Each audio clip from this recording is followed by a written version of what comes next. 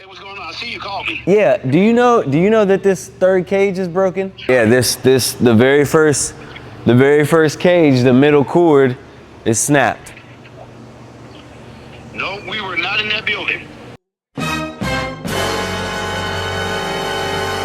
All right, welcoming you guys back to the Rel Chapters podcast at Rel Academy at all the social media platforms.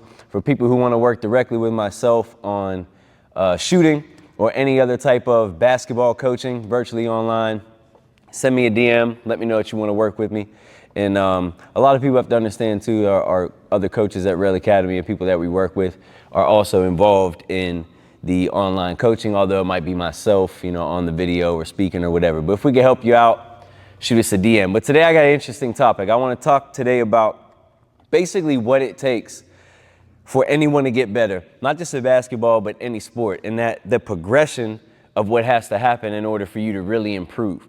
And so usually I try to go with things that are current for me. I'm getting a lot of phone calls, a lot of texts, a lot of DMs just at this moment because the seasons kind of are just getting started. Basketball season, we're December 18th, I think today. No, December 16th today.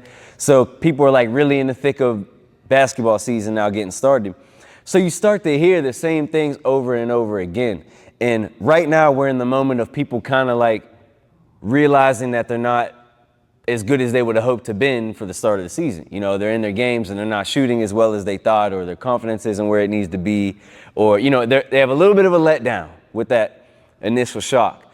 So a lot of people want private sessions right now to try to get their confidence right or get a quick fix for their games.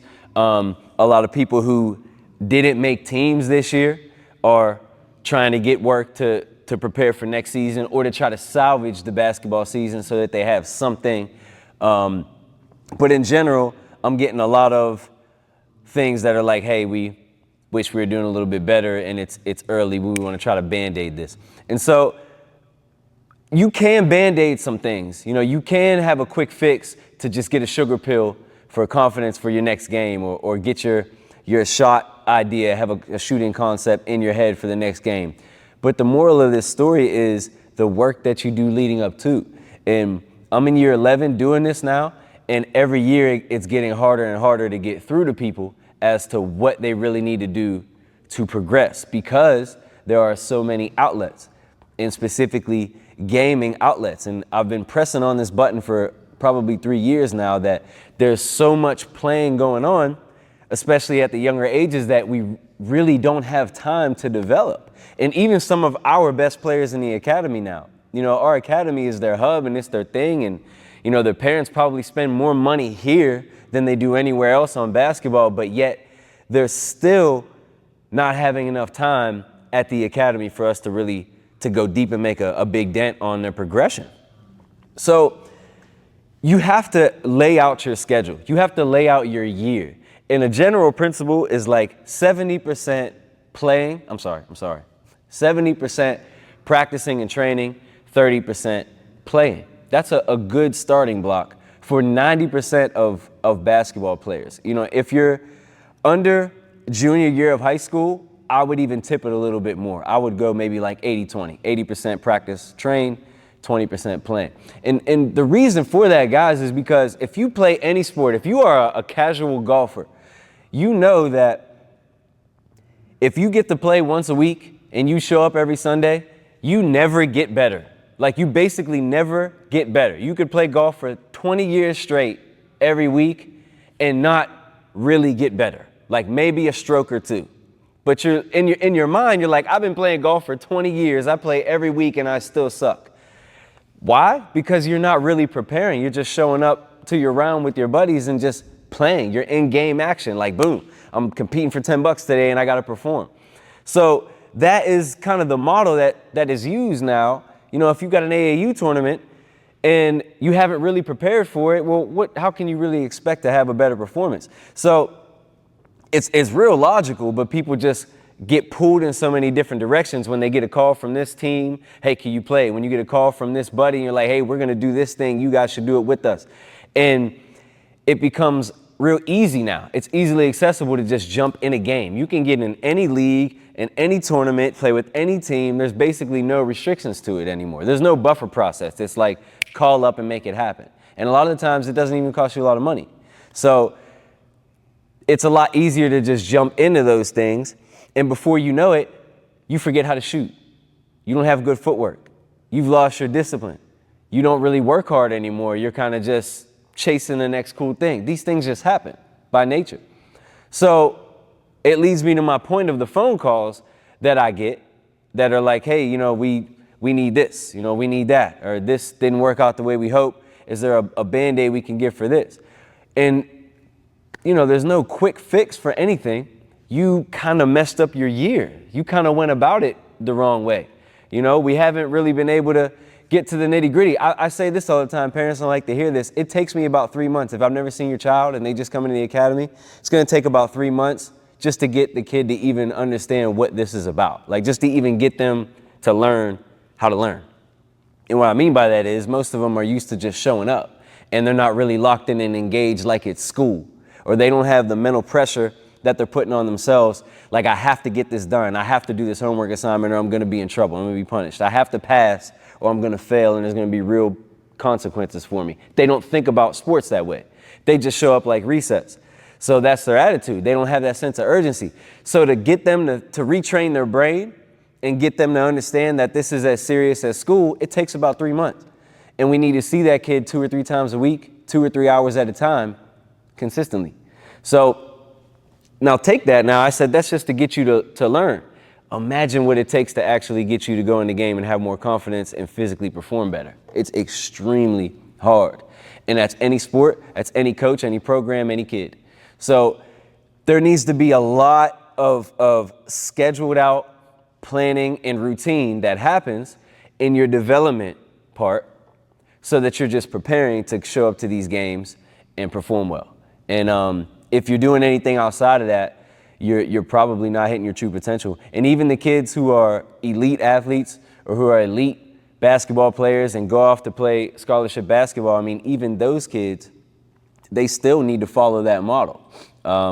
It's just in scale, like as you go up, sure, maybe they're able to be successful in the EYBL with playing 90% and practicing 10%, but what's going to happen when they get to, Illinois and they got to compete against those kids? The ones who are preparing correctly and enough are going to be the best players. It's just kind of that simple. And again, I said in kind of any sport, this is just what it takes. You have to prepare. I've said many times, I put out content even on golf. I love golf, always have. I'm more talented, naturally talented than your average Sunday golfer, but the guys who've been playing their whole life, or the guys who grew up in it since they were 9, 8, 7 years old, they're much better than me. I got to work my butt off for 3 months just to even show up and be able to compete with them and be within 5, 6 strokes. And if I take 2 weeks off and come back, that 3 months that I just prepared will be wiped away, because that's just the amount of work that it takes to be good at something if you are just not some God gives talent, you understand? And applying the schedule, the academy thing, I chose the name Academy because I wanted it to truly be that. I wanted it to be a schooling, system of building. That should be a lifestyle. The academy lifestyle should just be a lifestyle in any sport that you're going to take on, because you need to dive into it always looking to get better and trying to be the best you can be. So if you're just showing up to a Sunday round of golf and you didn't hit not one golf ball or do any practicing on the greens before then, there's no way you could possibly be the best that you can be. And it's not hard to understand. It's hard for people to actually commit to because of the social aspect. And, all of you, a lot of the parents that we deal with now, they're like in their early 40s. And, a lot of parents these days were like damn near, I guess they're millennials, like damn near millennials. And so millennials still kind of were growing up in the social media era, like really hitting their adult stride in the social media era. I think Instagram came out in 2011. If you're 40 something years old, 42, 43 years old, you damn sure know about Instagram enough. You probably were just graduating college or were still hanging out with college friends, at the time Instagram came out. What does that mean? That means you were still in like pop culture. You were still in social aspects of life where you were influenced. So you guys are still young enough, but your kids are now in the thick of their sports careers or getting their sports careers started. And what I'm saying is you're still kind of clinging on to the social aspect of things because it's so fresh and ingrained in your mind, and you kind of grew up in it a little bit to where you look at everything and how your friends are going to look at it. You look at how your neighbors in your neighborhood are going to look at it. That's what you make your decisions off of. You make your decisions off of how you're going to feel when you got to look somebody in the face the next time you see them.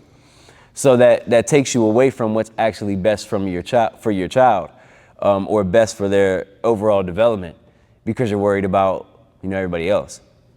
And then you could take that exact principle and look at your children and see it in them. Kids by nature are going to be worried about what other people think because they're children, and that's part of youth development, but it's going to go even deeper when the parents are acting that way too. These are all the things that will derail your progression, that will derail the journey that you were trying to be on when you first set out. Because everyone picks up the ball just inspired by, a Steph Curry or the next person who wants to play in the NBA one day, which is the best feeling about doing what you're doing. I have a dream to do something, I want to try to do it. Well, as soon as you start worrying about all these other things and messing up the academy process, you're getting further away from getting to where you want to get to. It's just hard for people to actually look in the mirror and say, damn, I am fucking it up, let me fix it.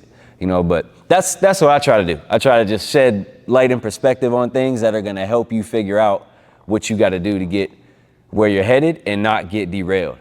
Good luck. It's tough, especially in the social media era. But whatever you're looking for, you can find it. So you could change that algorithm for yourself, your kids, whatever. You can find the shit that is hitting your narrative. But you can also find the stuff that's going to derail you. So I would just advise everyone to look in the mirror, both kids and parents. Go back to the very, very beginning and think about why you picked up the basketball in the first place. And then, what's the word? Not evaluate, audit. Audit yourself. Audit your process. Are you doing what you're supposed to do to make that goal happen? Are you doing the things that you set out to do when you first had that dream? And if not, just hit the reset, start over. Tap in with people like myself. There's a lot of great people out here on the world of the internet and social media who are preaching the development mode and kind of blocking out the noise type of narrative. You can find that. So stay on that, stick with it. And in general, you can't go wrong with 90% preparation, 10% real thing. Try it out. RelAcademy.com. All things Rel Academy are at Rel Academy on all the social media platforms. You don't have to do anything with us, but if you just go on the platforms and check us out, scroll through things, you'll get a real good idea of what this is about, what I'm about, what the brand is about, and how we can help. And then at that point, if you want to get involved with us, just shoot a DM. We'll make it happen. Appreciate you guys. See you next time for Rel Chapters.